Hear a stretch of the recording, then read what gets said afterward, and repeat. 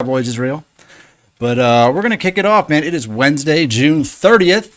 And it's the end of the month, man. We are coming up on 4th of July weekend. Nothing could say free as fuck more than 4th of July. Damn right. So we're excited about that. We're excited to have a nice holiday weekend and finally forget the shit show of a month that June probably was. And nothing says free as fuck like letting Bill Cosby out of jail. Holy fuck. Holy fuck. How did that happen? The mic close to your face. Oh, Move your mic a little bit. Move your mic closer to you. Oh, close to Yeah, there you go. Are you here? Yeah, there you go. How did that happen? How the fuck did that happen? That's insane. It's crazy. That's insane. I saw someone post it on one of the stock channels, and it was like, "Oh, Cosby'd out there to the moon." I was like, I didn't even know it was a possibility. I figure he's appealing, because he's got money, so he's going to appeal to the bitter end. But dude, you read what happened? I mean, do you understand the legal things that happened? I was reading through it, and I'm I like, have a very thorough understanding of what do you? happened. Because I just skimmed over, and I was like, what in the? Yeah, it's fucking crazy. How does this happen? Well, here's what happened.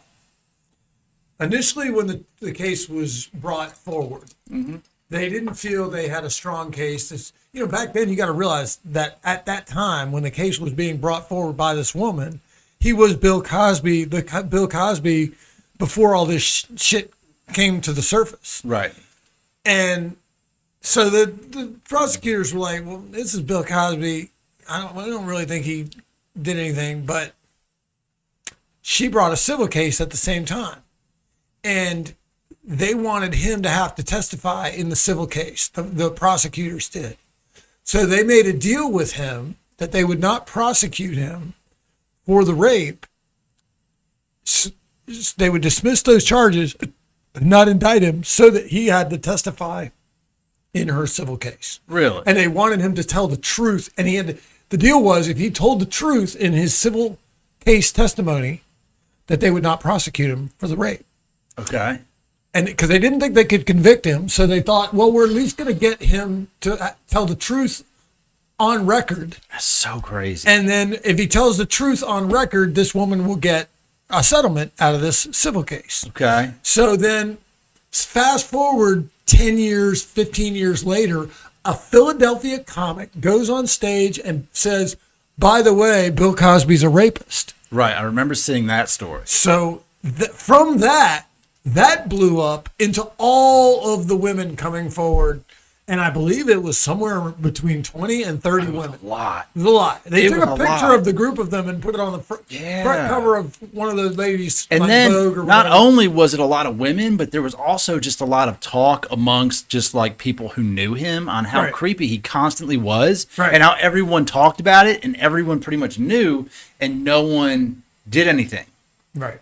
And that's the craziest part. That's insane. It wasn't even like, oh, yeah, that seems like he may have. They were like, no, he definitely did that to all those people. And he had admitted to it at that point. Like he had testified in the civil case. They had it on record. Wow. He was like, yeah, this is what I did. This is how I did it. I went about it. I understood what I was doing.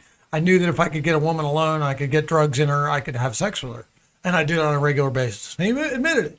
But what happened was the new prosecutor, 10 years later, right 2 days before the statute of limitations was about to run out, he filed charges against him in that case based on the testimony that he had given in that civil case.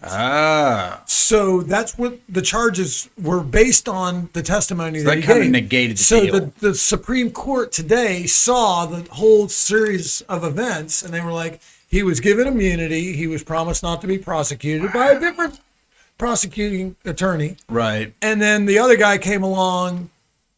Of course, it had picked up momentum at that time. There were a lot of women coming forward. Wow. All of the other cases, the statutes of limitations had run out. All of the other cases. So this was the last one. There were 2 days left until the statute of limitations ran out on this. And the guy was like, fuck it, I'm going to file it. They filed it. They prosecuted him once. They got a hung jury. They prosecuted him a second time. He got convicted, and 3 to 10 years. He's been in for 2.5. Right. And he just got out. His behavior was not leading towards parole at all. He was refusing all treatment, he wouldn't admit to anything. He was sitting in prison and denying that he had done anything wrong and was not atoning himself at all. And so they were, he was going to have to ride out his sentence. He wasn't getting out early. That's so wild. And right there, the article says, more than 60 women came forward. A shitload That's, of women. dude, look, it's not like 4 women 30 years ago. Right. That's like 2 football teams of women Yeah. that came out, and he's like, yeah, I did that shit. It's insane what a beloved figure he was prior to Oh that. my God. I mean, now, obviously, anyone who's heard about him now knows him for what he's famous for now. Right. But at that time, he was Jell-O pudding. He was Coca-Cola. He was Cliff Huxtable. He was Fat Howard. He was all of the characters and voices and things that he did. He was as pure and innocent and as he was referred to as America's dad. Right. Yeah, You know, you're right. I mean, and I think of the fall of some of the best people that were alive in my lifetime, the people that I admired most. The only person I could think of that would have a similar fall would be if Michael Jordan was somehow to, come across as that. But that's as bad of a thing as you can do and be. What he was doing, and I think it's it's just crazy. I watched the fall of